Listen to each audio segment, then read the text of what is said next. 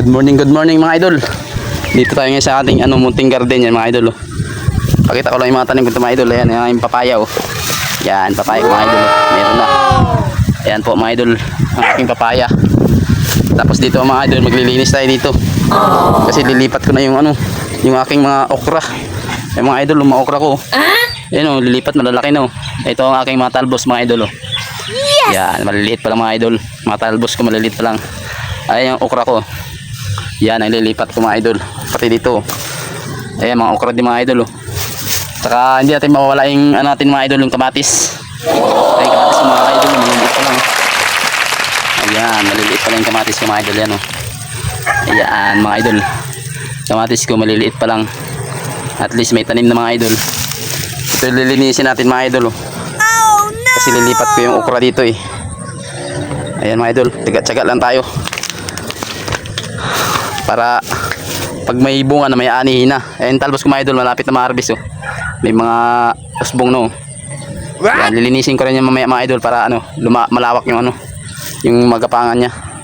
Ito kasi sayang kasi pag di malipat mga idol yung okra oh. Dami pa naman mga idol yung okra oh. Kaya malipat na yung mga idol. Tara, umpisa na tayo maglinis mga idol.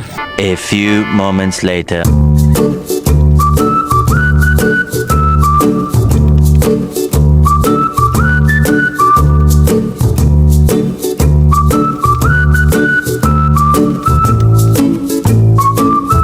Later. Mga idol, tapos na tayo naglinis dun oh. Lilipat na natin itong okra. Ayan mga binig ko mga idol. Lilipat nga dun. Kasi naging malinis na ililipat ko na. Ito na paglipat ng mga idol okra. Ayan, nabubunitan yung lahat. Yan. Saka natin lilipat ito mga idol. Ito malinis na oh. A few moments later.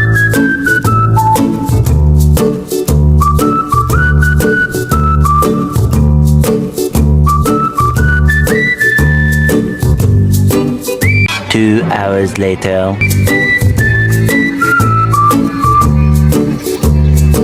Yan na mga idol. Sa wakas natapos na tayo. Sa mga nakapanood ng video na to, like, share na lang, follow mga idol. Salamat sa inyo lahat. Thank you, God bless.